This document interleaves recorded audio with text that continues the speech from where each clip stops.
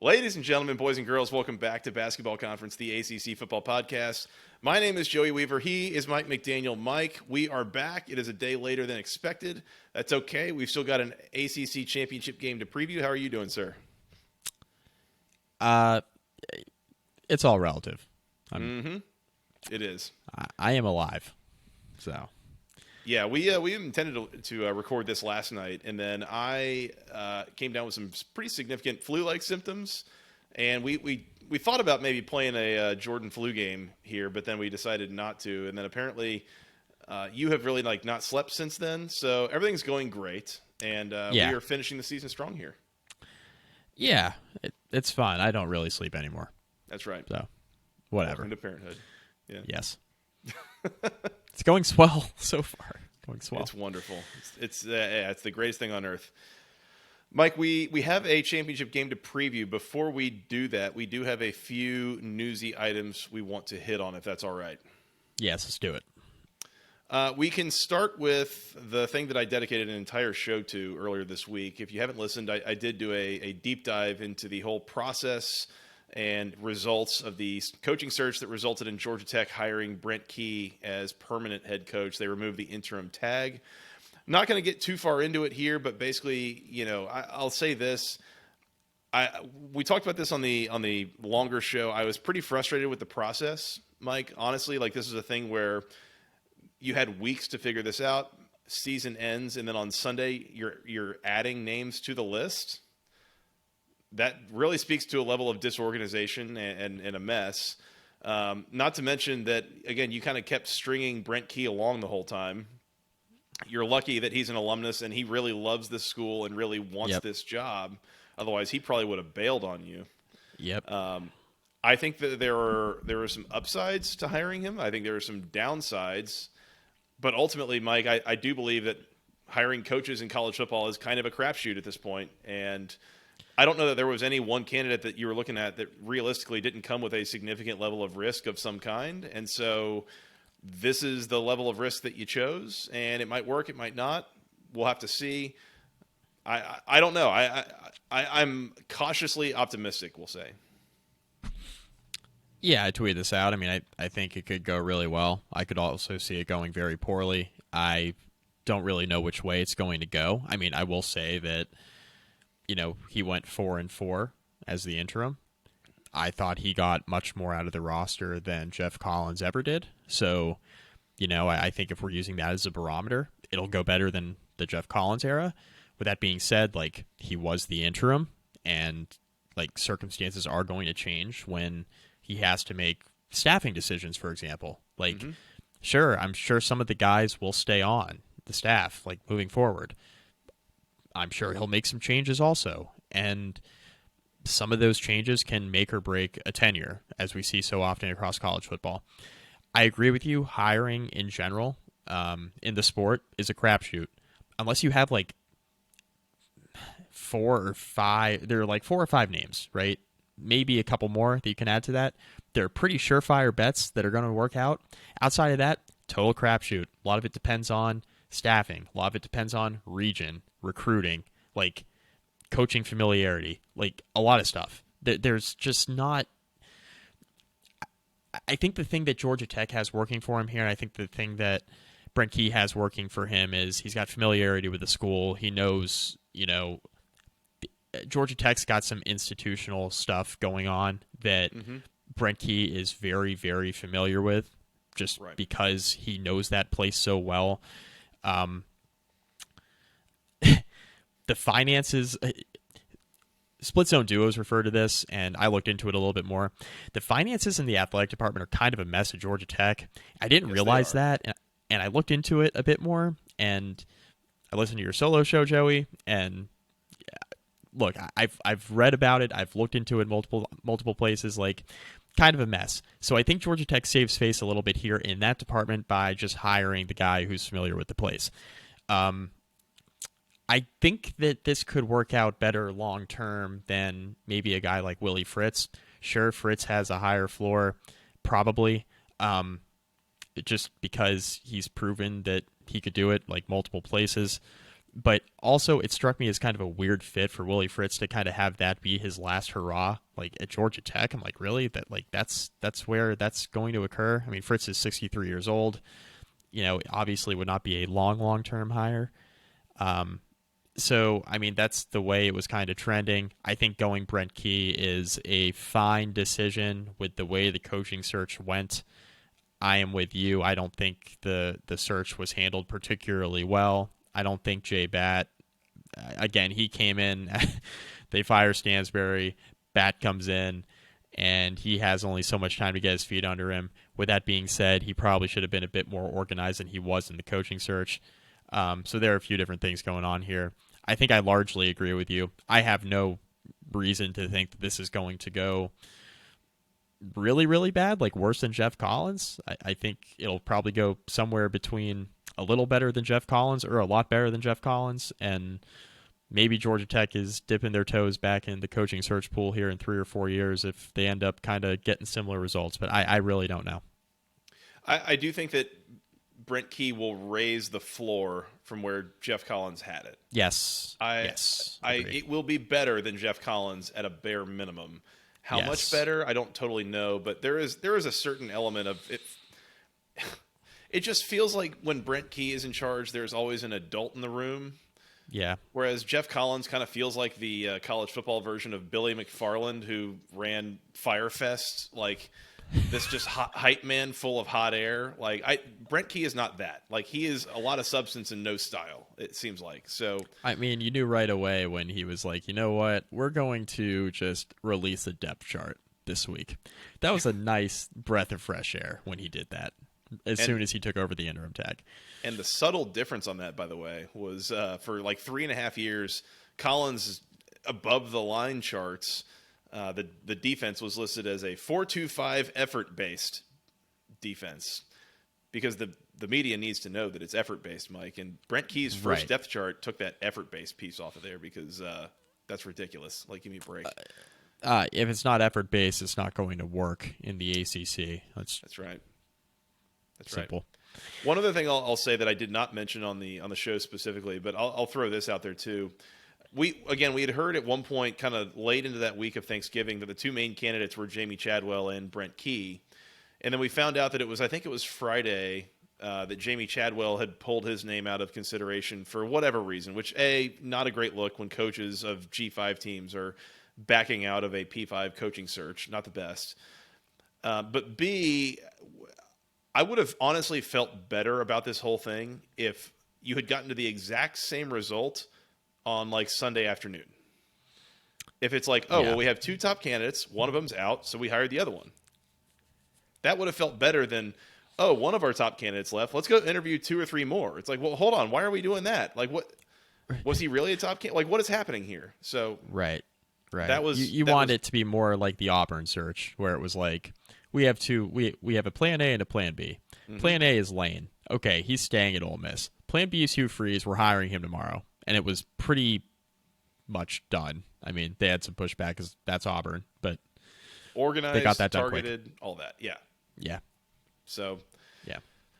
Yeah, it's fine. I did give the hire a grade at the end of the podcast that I did earlier this week. I will leave that out there as a teaser. If you haven't listened, now's your chance to kind of go check that out, and you'll kind of see my ultimate thoughts on this. Can I give it a grade? What's that? Can I give it a grade? You may. Like C+. What if I tell you that his first staff change was getting rid of Chip Long? A+? I was going to say. And he's quickly being graded on a curve. He has redeemed himself entirely. I know that you're a Notre Dame fan and you have opinions on Chip Long. So I do. Yeah. Well, I thought it would work out a little bit better at Georgia Tech than it did. Yeah, that's fair. And he did get rid of Chip Long. He got rid of wide receiver coach Dell Alexander and the strength coach Lou Caralla. So there are changes afoot, and we'll see exactly where the chips land with chips land. No more Lou. No more Lou Caralla and his awesome videos. Yeah.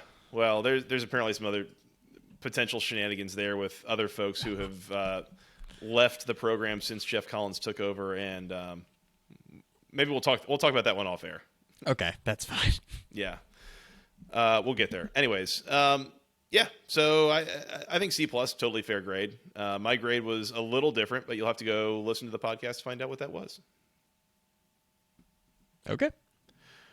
Mike, we had a couple other news items from the ACC. I think one of them I'll mention first that I think I briefly kind of glazed over in a recent episode. Jeff Sims did announce that he's transferring from Georgia Tech. Surprise. This is the funny thing is Sunday afternoon, we found a thing. There's a theater nearby. It's one of those like dine and watch movie theaters. Yep. And they were doing a special showing of the Polar Express where it was like, oh, we'll give you a little bell and we're going to give you a golden ticket. And it was special. We took my son to go do that with a few of his preschool friends. And that was all great. And it's an hour and 40-minute movie. And the whole time my watch is like about to catch fire because I'm getting text messages constantly about A, Jeff Sims is transferring, and B, oh, look, they hired Willie Fritz. So apparently all this news goes down in like an hour and 45-minute time frame that I'm in a movie theater, so that wasn't great. But yeah, Jeff Sims announces he's going to transfer. That's not really all that surprising, honestly, with the way that things ended up this season. And I'm just not surprised that he's ready for a fresh, some fresh scenery. Try something else. I still think that he is very physically capable. That he's a guy that he's got all the physical tools that you need. I do think that there is an amount of coaching that he needs. He probably just needs a different situation. So we'll see where he ends up. And I think there's a chance this could be really good for him. We've been talking about him transferring for about 6 weeks on this show. Mm-hmm. So, surprise. And apparently he was very close to transferring after last year. And did he enter his name in the portal, or was that just a rumor? I don't think he did. I think it was a rumor, and there was a lot of speculation that he would, and then I think he got a nice, comfy little NIL deal to keep him on campus at Georgia Tech, but he did officially announce that he'll be moving on, which not a surprise. Nope. A little bit surprising, but still not that surprising. We also found out that Brennan Armstrong going to transfer out of Virginia. That broke today. Yeah. And we had a little bit of a text back and forth on that. And we can't totally tell here. Did Tony Elliott totally crater Brennan Armstrong's NFL draft potential? Or did Robert and I work a miracle to create Brennan Armstrong's NFL draft potential? Discuss. I'm going to go with Elliott because Clemson hasn't been great this year. DJU hasn't been great, but he's been better than last year.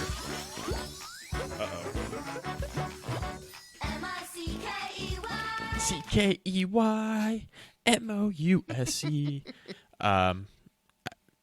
And I mean, Garrett Schrader looked okay the first half of the year, but he didn't exactly. Well, I mean, he finished the year strong. His last game was very good, but he didn't exactly. His last couple of games were actually very good, but he had a gap. I know he wasn't healthy really, but it was kind of an up and down year for Schrader. We were praising Robert and I's work with him early in the year because of how good he looked, but he kind of regressed back to being Garrett Schrader. Yeah. So I think it's more of a Tony Elliott thing, but why not both? Speaking of physical tools, I mean, Armstrong's pretty athletic. He moves pretty well. He's got a pretty big arm. Like, I mean, he's a guy that I think could be interesting in the NFL, but he probably needs another year of pretty good film here. So wherever he lands, it's going to be kind of important for him, I think. He needs to go somewhere he's going to fit well and be able to put on a good show, I would tend to think. I wrote when the news broke today, I wrote the post for Sports Illustrated. I was looking at Armstrong's stats the last 3 years. Like 2020, he was okay. 2021, third team All ACC, really freaking good. This year, he's got like 3 touchdowns and 8 picks. Like, bad. He's been bad. He's sub 60% completion percentage. Not a whole lot of stuff makes sense. So he's had kind of this up and down career. I mean, I would argue that this year was his worst year in his 3 years with UVA. I think his redshirt sophomore year in 20 was better than this year. it's been rough. Yeah. No, it's been a decided step down for him. And that's one of the things that we started pointing fingers at Tony Elliott and some of that coaching staff was like, look at what he did. Look at what that offense did last year. And it was not remotely the same this year. They looked much less effective for so much of the season. So yeah, kind of easy to point that finger, I would say. Yeah, I mean, if Bronco Mendenhall got a job out west, I would say, okay, I think I know where Brian Armstrong's going. But I think it's pretty wide open. I mean, I think he could. I think he could, and I think he should land another P5 offer somewhere. I mean, there's going to be options out there, right? Their quarterbacks graduating, that sort of thing. But I think Armstrong can land on his feet somewhere and be in a much better situation, just like I think DJU can land on his feet if he were to think about transferring away from Clemson. That might not be the worst idea either. Speaking of Clemson, last newsy item that'll kind of get us into the championship game preview. We did find out, was it yesterday, the day before, that Bo Collins going to need surgery and his season is done. Bo Collins, of course, is DJU's like pretty much the primary weapon in the receiving game at this point. Not ideal. I guess he's caught 22 passes for 5 touchdowns this year, so that's he's their third leading wide receiver in the passing offense.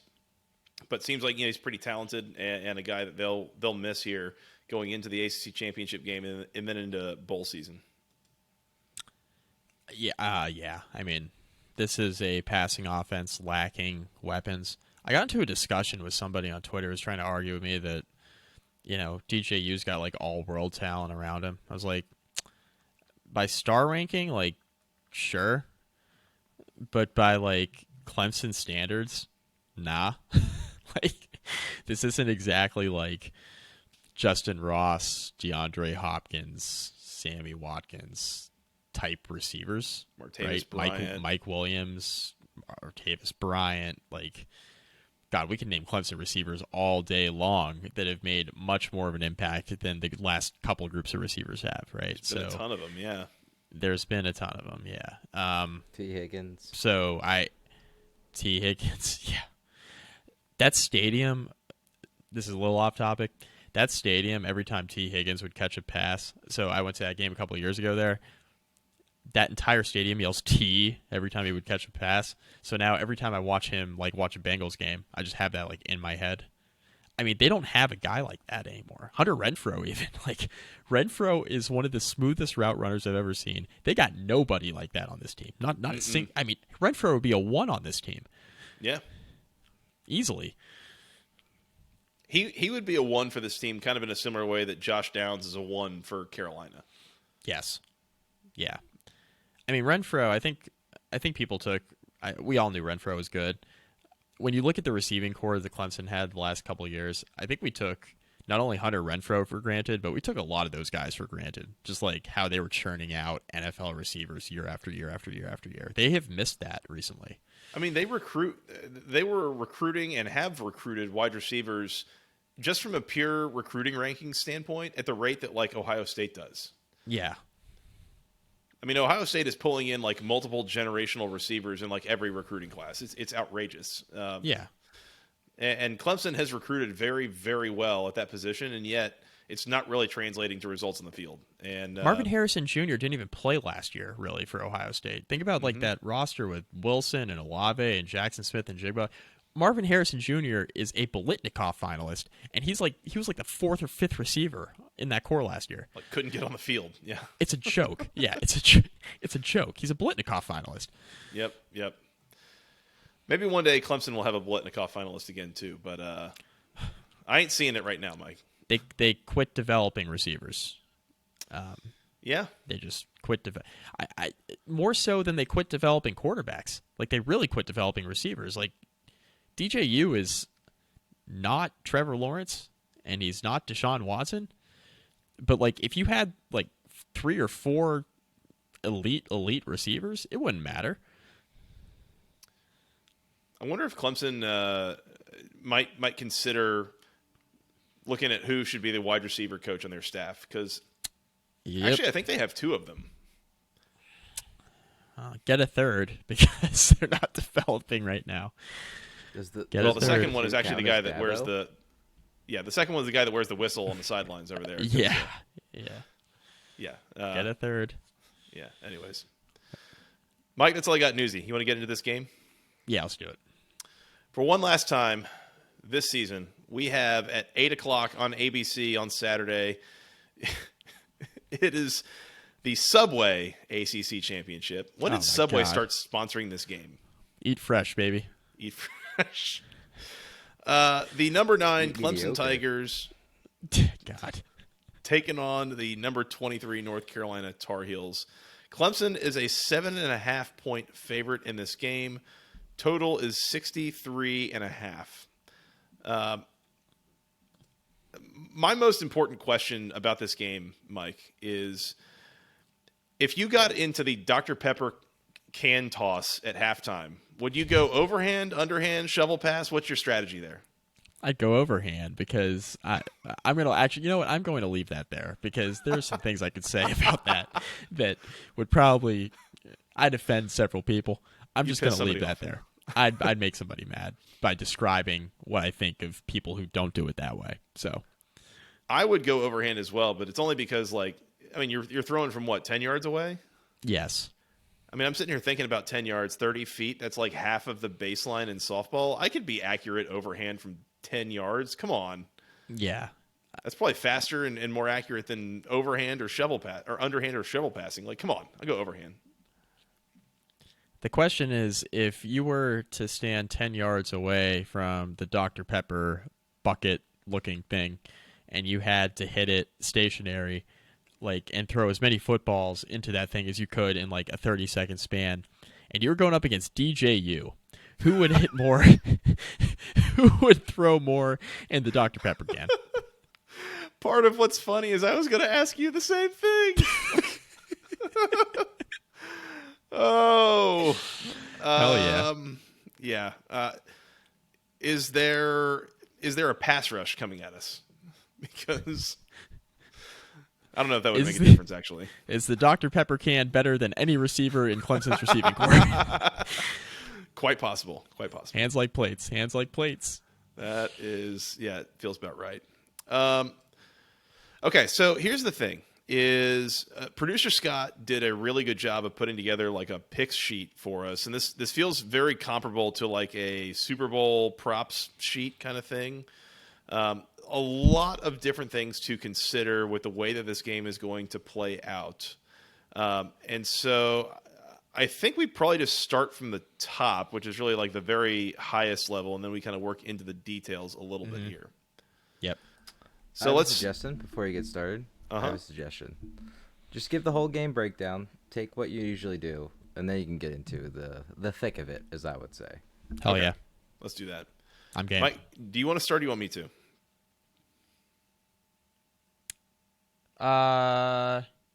You start. Are we yeah, you start. So I'm going to start this, and I don't mean to just do all this from a gambling perspective, but I do look at this, and I see a line of Clemson -7.5 and a total of 63.5. Mm-hmm. And this has pretty significant, Vegas throwing their hands up in the air saying, who the hell knows? It's got vibes like that. This is you guys figure it out. We don't really know. 10,000%. This is so non-committal. It's my thought as well. The spread favors one team. The total favors another. It really does. It really does. And it's I don't want to play an over in a Clemson game, and I don't want to play an under in a North Carolina game. Yeah. And yet, it's going to be one or the other. So I don't know. Keep in mind, these two teams are coming in having lost 3 of their last 4 games. They are combined 1-3 the last 2 weeks. Mm-hmm. North Carolina's offense has stalled basically in those 2 games. They have not scored well at all. Red zone's been bad. Been very bad finishing drives both of those last 2 weeks. Clemson just blew a lead and has just destroyed everything that they've ever known about themselves in that loss to South Carolina. All the streaks that were gone, losing the game that you were leading at halftime, like everything. I mean, just ridiculous. They gave it away. I mean, South Carolina played well, but Clemson gave that game away. They did. They did. It is so hard to figure out like which of these teams, who these teams are. It really feels like to me, this game is going to be decided by something weird happening. Someone's going to run a kickoff back for a touchdown. There's going to be like a safety in here somewhere. Something really wonky is going to happen that's going to largely decide the outcome of this game, I think. I agree. All right, so I have a question for you. So this is the second straight year that the ACC Championship Game has essentially had no implications on the college football playoff, right? Correct. Last year we were kind of in a similar spot where, Pitt was playing Wake, and neither one of them was really threatening to make the playoff. It was pretty much all said and done. Same deal here this year, right? I found myself infinitely more excited to watch the Pittsburgh-Wake Forest game last year than I do to watch this game this year between Clemson and North Carolina, which seems like a weird statement considering where these teams were about a month ago. Like 2 weeks ago. 2 weeks ago. Literally 2 weeks ago. Carolina had one loss still.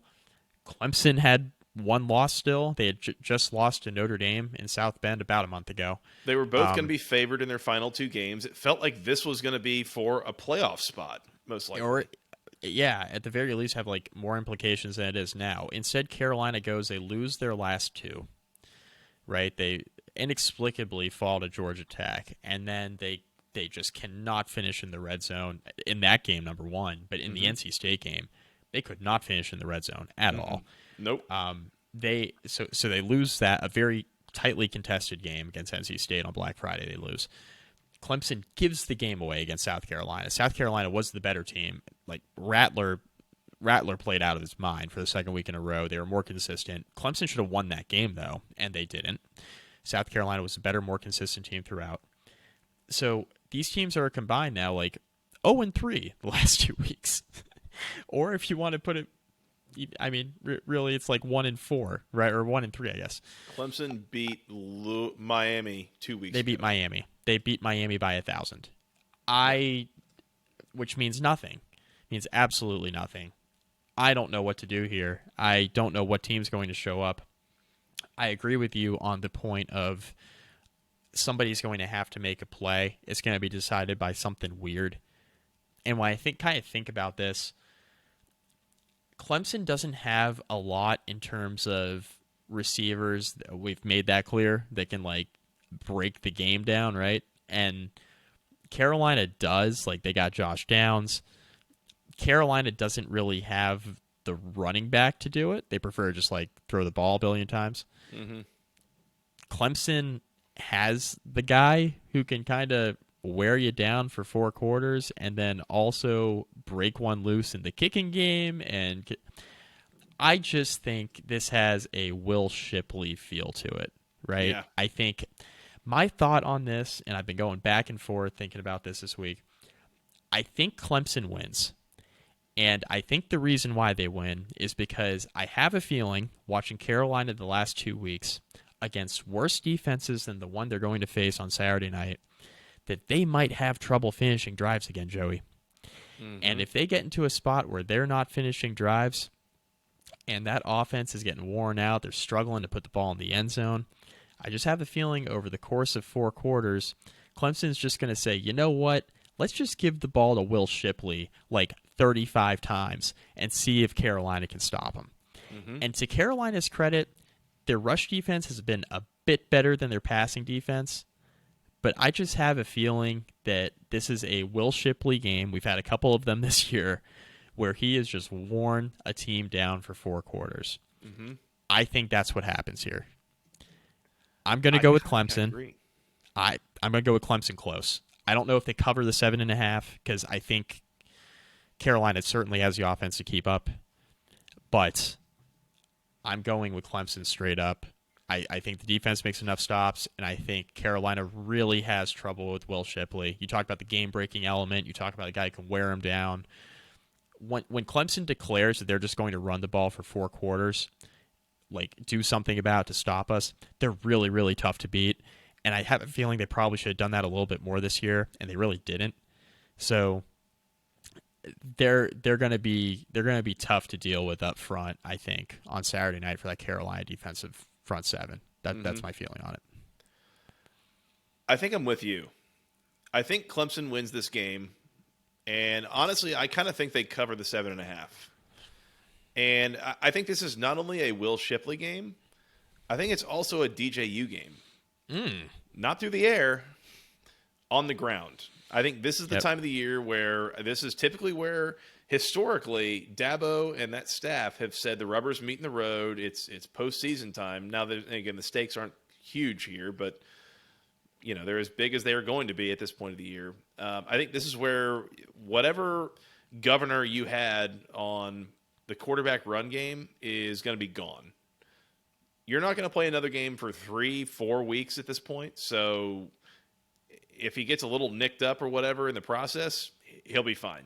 It'll be fine. Yep. So I think you see a healthy dose of both Will Shipley and Big Cinco in the run game. And I think that combined with North Carolina's offensive approach being as quick, up-tempo, try to maximize possessions as possible, I think Clemson is going to be able to wear on North Carolina's defensive front for sure. Yep. And it's a weird situation because a lot of times you hear about a game plan of we're going to try to minimize possessions, we're going to try to run the ball, run the clock, we're going to bleed the clock, like that whole thing. And that's a game plan that you run when you are a less talented team on the field. You're trying to maximize the chance that something random happens and it gives you a chance to win a game you're not supposed to win. And yet, I could see that working very well for Clemson in a game like this. Yep. Where you know what North Carolina likes to do, and if you can just keep them from doing it, I think you give yourself a really good chance to win, depending on how the game script goes. Now, if Carolina goes down and scores touchdowns on their first 2 drives, your plan's out the window, and you got to try to do something else. But if you can turn this into a bit of a grinding kind of game, and you can really lean on that defensive front and possess the ball and keep their offense off the field, I think it plays into Clemson's hands really, really well here. Yeah, I mean, I think where Clemson's going to run into some trouble is if Carolina starts fast. Because if they start fast and all of a sudden you find yourself down, you just mentioned it, Joey, if they find themselves down 2 scores early, it's like, okay, a really good Tar Heels offense now has confidence, and now we're going to have to throw. And not that Clemson can't throw. They'd prefer not to, though. Right? They're just not that good at it. Yeah, they're not that good at it. I'm not even sure they prefer not to. I think they enjoy it. Clearly, they like to throw the ball, but they shouldn't throw it as much as they do. They're not that good at it. Yeah, they're better at running. I'm going to take Clemson. I'm going to take the under here. I think Clemson wins this game. The way that I imagine it going is I'm predicting a final score maybe of like Clemson 34-24. So I think it goes under the total. I think Clemson wins by 10 and covers the 7.5, but I don't think Clemson gets much past that. And I think it wouldn't be covering by much. Honestly, 2 weeks ago, sitting here, when these two teams were both 9-1, I wanted to pick Carolina in the points in this game, if not straight up. Like the way that offense was rolling, and the way that Clemson's offense was struggling, it was like even against Clemson's defense, Carolina is going to be able to score some points, and I don't think Clemson can keep up. But the way that offense has sputtered the last couple weeks for the Tar Heels, I don't know, man. I think Clemson might be able to win this game without a real big concern. It's interesting. I don't feel like Carolina, and maybe it's just because Carolina's defense has been so bad all year, but like Carolina's just not getting the love that they got preseason going into 21, where everybody was like, this is a team that could be really, really good, can excite some people, all this stuff. they've largely been that this year, right? Like their defense has been pretty bad, but their offense has been really, really, really good. Mm-hmm. And I think part of it was like they were in some tough games early in the year. Like they struggled against Georgia State, they struggled against App State, right? They were in these games early in the year where it was like, man, Carolina, that's not a great look because the defense was so bad. But the offense has been scoring all year long. They've been really good at putting up a bunch of points. And this really just feels like a pretty good Carolina team. And they didn't really get that kind of credit this year. And I find it very weird that we decided that last year was the year we were really going to go all in on them. And then this year when they're like every bit is good, like maybe not on paper, but like on the field, they're every bit as good as like that 21 team was supposed to be. They didn't get the love anymore. Mm-hmm. It's just very, very odd to me. Anyway, just want to get that in there. I'm going to take Carolina to cover. I think this is like 33-28, 31-27, like in that range. I also think it goes under because I don't think Clemson wins an overgame. It's going to, It would take almost a special set of circumstances, in my opinion, for that to happen. To get to I'm just going to go touchdowns plus and Clemson to win. It seems like a lot, doesn't it? It does seem like a lot, yeah. Yeah, it seems like a lot to ask of a Clemson offense. And honestly, like if Carolina starts finishing drives in the red zone, I think Clemson's in trouble here, by the way. So that's real important too. Like Clemson's going to have to finish a lot of drives on Saturday night to win an overgame. And it's not that they can't. Like Carolina's defense is not very good, but this Clemson offense hasn't shown ability to really do that all that often either. They have not. They have not. So you've got Carolina plus the 7.5, and you've got under the 63.5 as well. Yep. The first half line here, Mike, is 30.5. 30.5 points. Do you think this gets off to a bit of a hot start or not? All right. Want to get nuts? Come on. Let's get nuts. Getting deep on this pick sheet here. It gets deeper here in a second, by the way. I know. It gets real deep. I think that's pretty good. I think it goes over first half, under second half is what I'm thinking. Over first half, under second half. Okay. Yeah. Now an over/under total first half of 30.5. I know they tend to adjust the second half line based on how the first half goes, but let's say for the sake of argument that it just remains stagnant, right? So if it was 30.5 for the first half total, the over/under in the second half would be 33.5, just for argument's sake of this discussion. Mm-hmm. I feel like the defenses will adjust a bit better in the second half. Just naturally, adjustments are going to be made, that sort of thing. So I'm going to go over first half, over the total, 30.5. And then in my mind, it would be kind of under that in the second half. Yeah, the way that they typically structure these lines, the first half line will be slightly less than half the total. I think with the idea being that in the second half, defenses are tired, like there's going to be more scoring typically after halftime. I'm going to go under in the first half. The first quarter line also here, Mike, speaking of getting nuts, the first quarter line is 13.5. I'm going to go under that as well. I just feel like this is going to be a slow start, like everybody kind of feeling it out, like don't need to, get too crazy too early. I don't think this is these two teams trading blows early and often in this game. I just in general, I think Clemson's defense is good enough and Clemson's offense is not good enough to play that kind of game. I just think it's going to start slow, personally. So I'll take the under pretty much all the way through.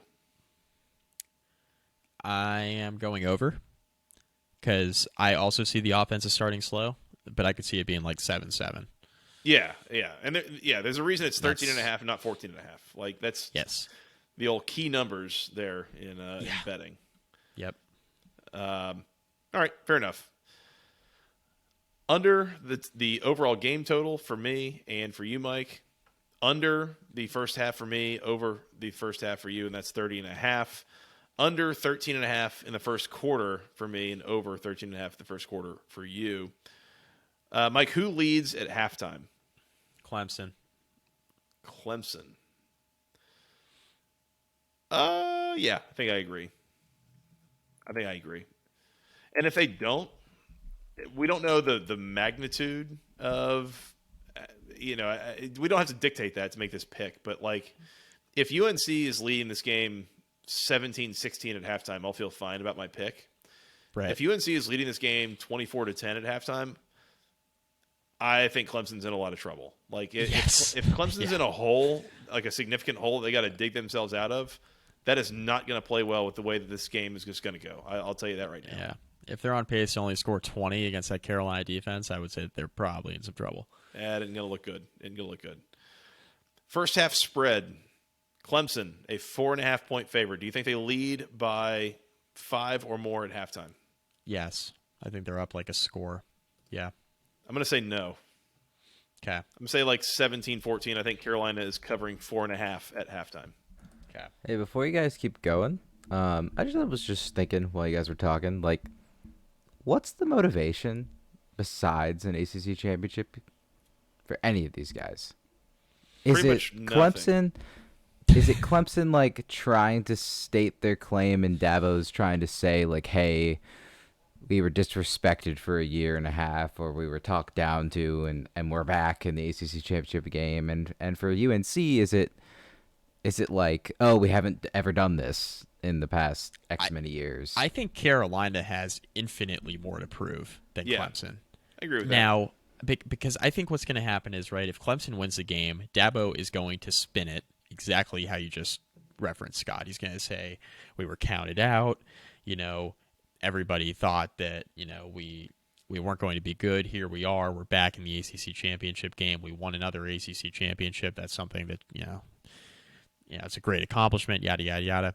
Clemson's measured by championships under Dabo Swinney. He set that standard, right? And now he's got to meet that standard. ACC championships are nice, but that's not what Clemson plays for anymore, right? Mm-hmm. Like, that's not what these guys were recruited for. If we're talking 2011, like when Clemson won their first conference title in years, I was at that game, by the way, against Virginia Tech. Like, Dabo, probably a little bit bigger deal that they won the ACC championship. They hadn't won a natty under Dabo yet, right? The Taj Boyd team that, had like fought tooth and nail to kind of be in that conversation as one of the best teams in the country. Then they got housed by West Virginia in the Orange Bowl, but they won the ACC championship game. I think West Virginia just scored again, by the way. Yeah, was it 70-24? I think final 70-33. 70-33, like a lot to a little. Mm-hmm. So I think ACC championship's obviously much more meaningful then, but he'd spin it. For Carolina, this is like Mac Brown says, we took down Clemson. Like, that's great for recruiting. Not that they've had any issue recruiting, but like, yeah, but like they couldn't even beat Georgia Tech. So I mean, that's fair. Embarrassing. That's fair. Yeah. They couldn't even run a coaching search. While we're on the topic, I have two questions. The first one is what is the value or the motivation to each of these teams in a potential Orange Bowl berth? Like, is that exciting? It should be. I feel like it would be, right? Like, that's, one of those New Year's Six bowl games. I think it's pretty well regarded in terms of like the gift suite and like, what are you going to do for me kind of thing. Like, I think that's right. The second question is, if North Carolina wins this game, I'm by the way, disclaimer, I don't really know all the rules exactly, but so I'll just throw that out there. If I'm wrong, correct me. But if North Carolina wins this game, who goes to the Orange Bowl? Florida It's a trick State? question because I'm pretty sure it's Florida State. I'm pretty sure Florida State would jump Clemson and go to the Orange Bowl at that point, right?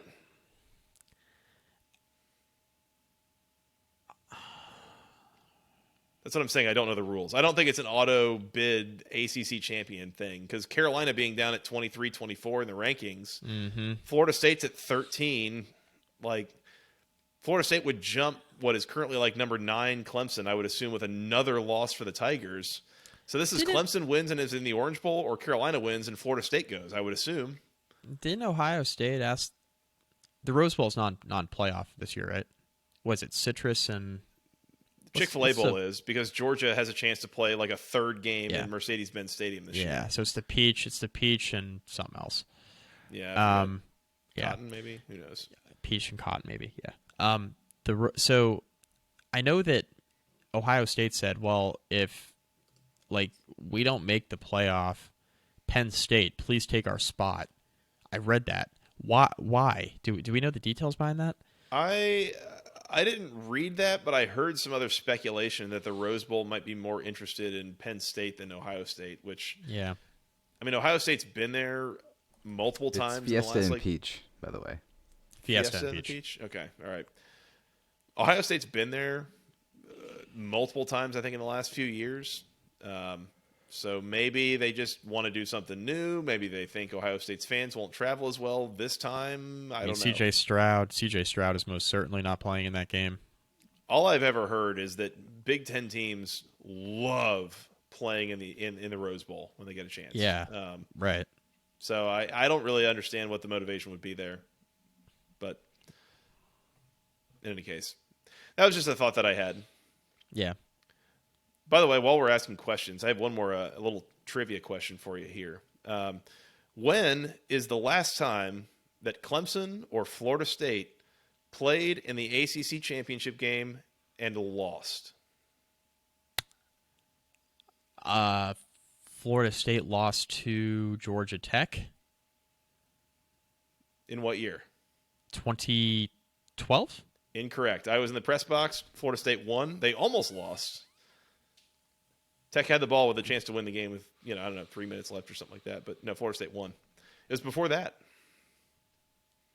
2011 was Clemson. It was the year before that. 10. Your Virginia Tech Hokies 44, Florida State 33 in 2010. That was the last time that a coastal team won the ACC Championship Game up until last year when Pitt beat Wake Forest. I missed that team. So that's a thought as we consider this game. What was that, Scott? God bless the coastal, baby.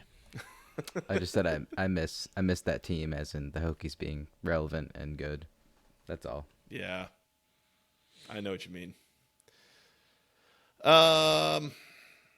So, anyways, that's a thought too. Is Clemson is now going for a 7-game winning streak, an 8-game winning streak in ACC Championship Game appearances? Yeah, Something they haven't to lost consider. one of these in a while. Yeah. No.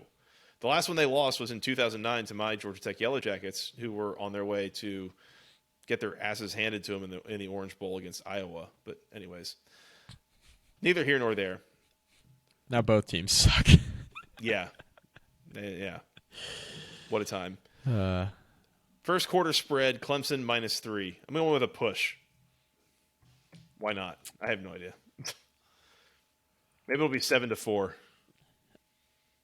What inning? I'm going with Carolina. I'm going with Carolina because I just made a statement earlier that it would be 7-7. So There that's you the go. only way that would happen. That's probably smart. Actually, yeah, let's just take the points. I've got Yes. Carolina at halftime, so yeah, we'll take the points. All right. That's better than saying how about push? Maybe it'll be 7-4. Yeah, I think let's just go with Carolina. Let's just take the points. Jesus. Are you guys all right, so I've ready? got Carolina plus what? Keep going. Huh? I've got Carolina +3 in the first quarter, Carolina +4.5 in the first half. Mike, you have Carolina +3 in the first quarter and Clemson -4.5 at halftime. That's correct. That is correct. Scott, is there a sound drop that you're trying to hit here, or like? Yeah, for the craziness. Are you ready? Bring it on. Oh yeah, here we go. Okay, now we get real weird. The things that I don't even know you actually can bet on, but just for the sake of it. First score of the game, Mike. Titty. Just to simplify it, is touchdown, field goal, or other. Touchdown. Touchdown. 7-7. For the sake of just Well, yeah, if we're thinking 7-7, which I think is a reasonable outcome. No, you know what? If I'm going with a slow start, conservative kind of outcome, let's go with a field goal. I'll start with a field goal. I don't think it's a safety, or I'm all of a sudden blanking on the number of other ways he can score. So I'm assuming it won't be those. I'm looking at your bets and your stuff aligns. You don't really get to get any extra points without a touchdown, so there's that. But Yeah. first team to score, Clemson. Clemson. This could easily come out of the coin toss. Sure, Clemson. Sure. Last score of the game: touchdown, field goal, other. Field goal. I'm gonna go touchdown. Yeah. I think there's a chance that there is a. So I'm taking Clemson to win by like 10. I think there's a chance that Carolina gets the ball with like 3 minutes left, goes down, scores a touchdown to cover. I think that too. I'm going to change mine to a touchdown. All right, I fair like enough. Scott, are you speeding up and slowing down the music? Oh, okay, all right. Maybe some. Nope, it's maybe just some- going. Anyways. All right, fair enough. Maybe that's Benny Hill speeding it up and slowing it down. Last team to score. I'm going with North Carolina. Yeah, I'm going to go with Carolina too, because I like that Right. theory you just posted. Yep. Fair enough. First team to punt. Carolina. North Carolina. I'm with Clemson. Why not?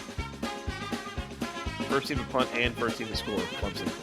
That aligns with my first quarter under. That'll work. Last team to punt. Carolina. North Carolina. Last team to punt. Clemson. Okay. I think Clemson's going to get on a lead and sit on it. First team to commit a turnover. Clemson. Clemson's more turnover prone, so Clemson. Yeah, Drake May, for all, as good as he's been, he has avoided turnovers pretty well for the most 35 to 5, touchdown interception. part. Yeah, 7 to 1. Let's take Clemson. Yeah. Now, I will offer this: is first turnover committed, is it an interception, is it a fumble, or is it a turnover on downs? I'm gonna go turnover on downs. Turnover on downs by Clemson to start. I will go fumble. Actually, yeah, let's go fumble. Let's go fumble. I don't know how much Clemson's going to try to throw the ball, so fumble. And Clemson will do that for sure. Last team to commit a turnover. This goes counter to what I said earlier about the last score thing. I was saying I could see Carolina like clawing their way back in, like trying to go down the score to win the game and throwing like a back-breaking interception. Yeah. So I'll go Carolina. And I'll say interception. I think I agree. I'll go Carolina interception. Drake May doesn't throw many of those. I think he throws one here though. Get a little desperate. Understandable. Who finishes this game with the most turnovers? Push. Push. We'll go Thinking like one each. 1-1? Are you thinking Yeah. 2-2? One each. Go Carolina. I think it'll be 2-1. I added this one on here, by the way. I like it. I like this. So this goes along with my theory of kind of the way this game plays out is Clemson time of possession over under 33 minutes. I'm gonna go over. I think it almost has to be for them to kind of. I think it almost has to be for Clemson to win into cover. Let me put it that way, right? Yeah. And I picked Carolina to cover the spread, to cover 7.5. But I also thought that this would be like a 4 or 5 point game, right? Mm-hmm. But I could easily see Clemson going over time of possession, covering the spread, and I think that favors them. So I'm going to go over. I'm going to go over. I think I agree. I would go over as well. I will say North Carolina through 12 games, averaging 29 minutes and 15 seconds of possession every week. So That this would puts be them, a decrease. puts them at 78th in the country. Clemson, on the other hand, averaging 31 minutes and 18 seconds. That puts them at 35th in the country, for what that's worth. So, I mean, this could also play out a couple different ways, right? Like Carolina could just score quick. It could. I mean, Clemson could have the ball 33 minutes and still lose. It could just play out a different way. Yeah, time of possession is a semi-useless stat of, if you hold the ball for 25 minutes and you score 60 points, like, you're probably going to win. Like, right. It could tell a lot of the story. It could also tell none of the story. Right. It's very likely going to be dependent on game script and everything else. So right. We will see. All right, over for the both of us. I think that's the right side with the way these teams like to play, but we'll find out. Scott, are we saying the coin toss? Is this who wins the coin toss, or are we picking heads or tails? Heads or tails. Well, I was originally thinking heads or tails, but you can do who wins the coin toss if you want. Whatever you want. I just put it on there. I've got another question. Are we confident that this is a coin that has heads and tails, or is it going to have like a Clemson logo and a North Carolina logo on it? Or an ACC logo? Who knows? Yeah, they do some weird and then weird like shit. John Swafford's face on the other side. It could be anything. We don't know. Yeah, his face would be on the tail side, right? Yeah, on the ass end. That's right. Yeah, where I was going with that. All right. What do you want to do here, Mike? We're gonna get a call from the ACC offices tomorrow. You are canceled. Nah, Jim Phillips, you're cool with us. Yeah, we're just trying to get you the Bears job, bro. Come on.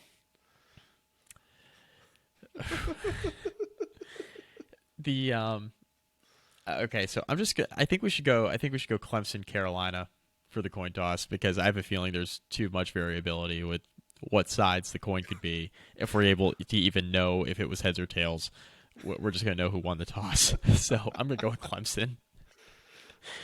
I'll take heads. That's fine. Okay. I say Clemson, you say heads. That's good. Very easy for both of us to be wrong. Fine. I'll take Carolina. Okay. Whatever. I'll take tails. Some separation here. One of you is guaranteed to be right, so good job. That's just math. That is. It would be ACC as hell if the coin somehow fell on like its end and it just straight up and down like a fin in the grass. Yeah. Oh yeah. Mike, game and MVP. Ship. Will Shipley.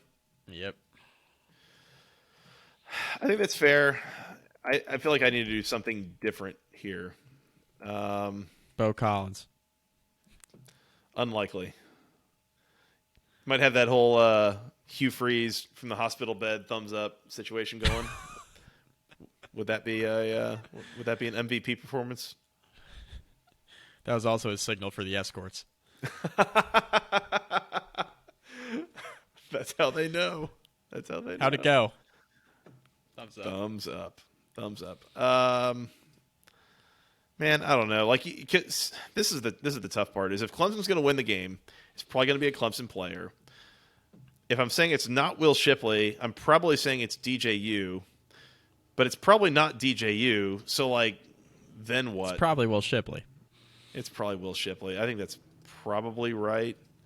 I could also go Phil Maffa if he just like somehow randomly has like a couple of long touchdown runs somehow.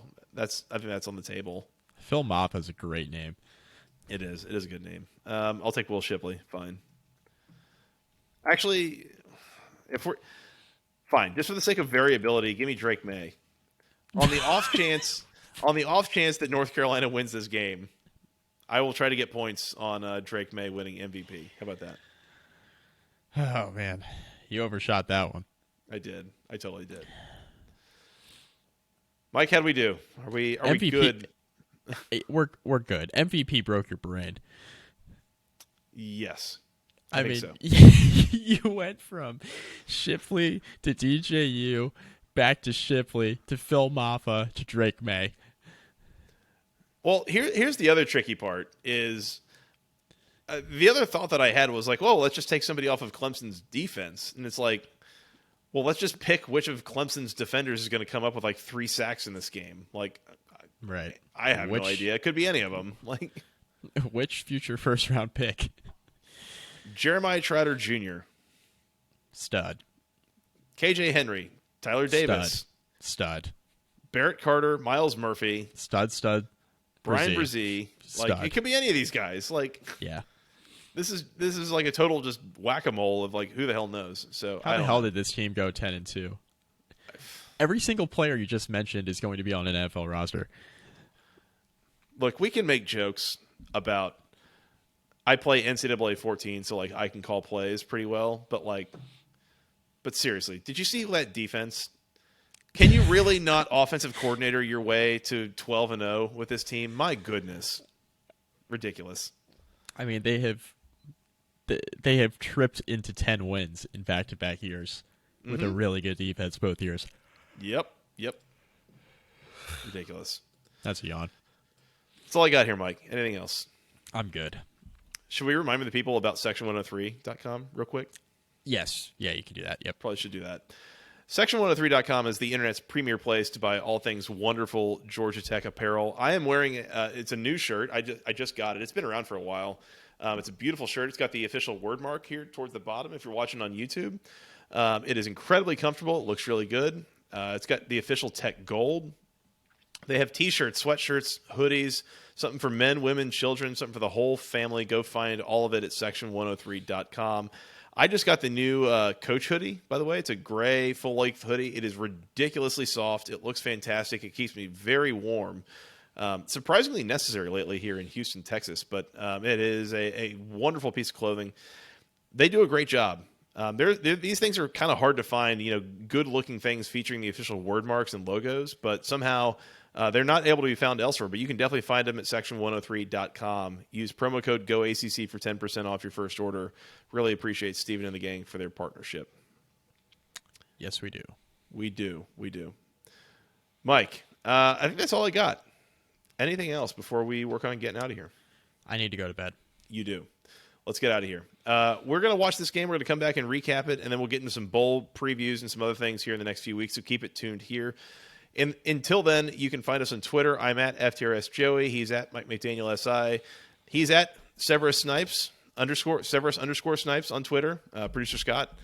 Or you can find us together at BC Podcast ACC. Send us an email to the longest email address known to man, basketballconferencepodcast@gmail.com. Nailed it. Thank you. Worked on responding to a couple of those today. Still got a couple to go through.